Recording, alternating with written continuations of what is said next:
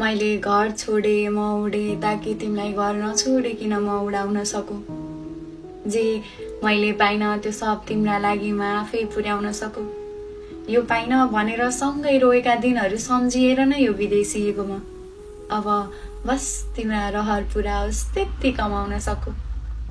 सब छोडे तर दुःख धेरै तिमीलाई छाड्नुको लाग्यो। सानैदेखि सब बाँडेको हामी यहाँको दुःख बाँड्न नसक्नुको लाग्यो। बोल्दा बोल्दै आँसु झरे कहिल्यै नसुध्नु के गाह्रो भयो।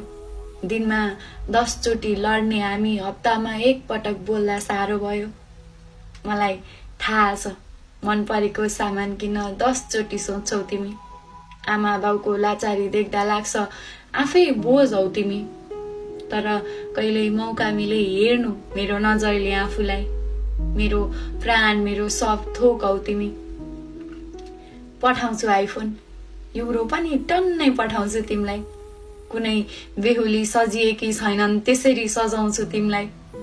आफू हिँड्ने बाटोमा आफै खनेको थाहा छ तर त्यो बाटो हिँड्न अझ सजिलो बनाउँछु तिमीलाई। आश गरेको छु भर पनि तिम्रै पर्नेछु। बाउआमा भन्दा पनि अघि सधैँ तिमीलाई गर्नेछु।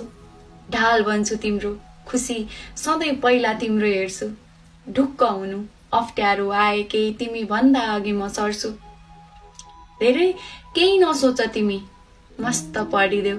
घर व्यवहार ऋण केही नभनी बरु ध्यान आफैमा बढिदेऊ। केही चाहिए सबसे अघि मलाई सुनाउनु। तिमीले देखेका हिमाल कुनै नछोड सब चढिदेऊ। म छु तिम्रो लागि तिमी मेरो लागि भए जस्तै गरी।